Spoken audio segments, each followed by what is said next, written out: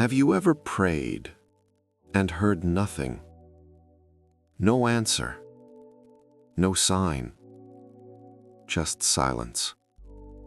Sometimes the silence of God feels louder than pain itself. There once lived a man named Job. He was righteous. He feared God, and he turned away from evil. God blessed him with land that flourished, with livestock beyond number, and with children who filled his home with laughter. Job rose early to pray for his family, not because he feared loss, but because he loved God.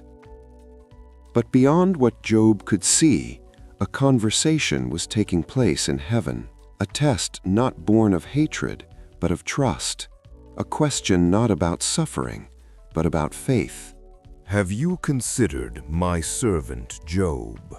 There is none like him on the earth, a blameless and upright man, one who fears me and turns away from evil. Does Job fear God for nothing? Have you not put a hedge around him and everything he owns? Stretch out your hand, take away what he has, and he will surely curse you to your face. Very well. All that he has is in your power, but the man himself you must not touch. And then everything changed. My lord, the oxen were plowing. Raiders attacked. They took everything. Fire fell from the sky. The sheep, they're gone. My lord, your sons, your daughters, they were feasting. The house collapsed. They are all gone. In a single day, Job lost his wealth, his livelihood, his children. What had taken a lifetime to build was gone in a moment.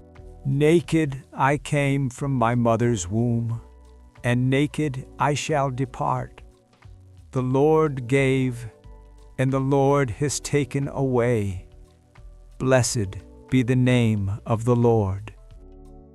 The world went quiet. Yet Job did not curse God. In grief, in ashes, in unbearable loss, he still worshipped. Faith did not remove his pain, but pain did not remove his faith.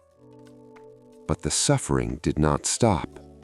Job's body became covered with painful sores from the soles of his feet to the crown of his head. He sat alone in ashes, scraping his wounds, waiting, and still God said nothing. Do you still hold on to your integrity? Curse God and die. You speak as one who does not understand. Shall we accept good from God and not trouble? Friends came to comfort him, but instead of compassion, they brought explanations. They searched for sin where there was none. They spoke of God, but did not speak for him. Think carefully, Job. Has an innocent person ever perished? God does not twist justice. Your suffering must have a cause. Repent. If you were pure, God would restore you at once. And Job cried out, not for answers, but for God himself. I have done nothing wrong. Why does God hide his face from me? Why won't he answer? Days passed, nights stretched on, heaven remained quiet. Yet even in silence, God was present. Even in waiting, God was at work. Then, out of the silence, God spoke, not with accusation, not with explanation, but with revelation. Where were you when I made the earth? Have you ever told the morning to rise, or the stars where to shine? Do you control the seas, or command the skies? Would you condemn me so that you might justify yourself? Then know this, I am God.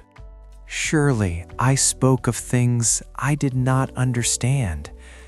My ears had heard of you, but now my eyes have seen you. God restored Job. He blessed him with more than before, with life renewed, with joy reborn. But the greatest gift was not restoration, it was understanding. So be still and know that He is God.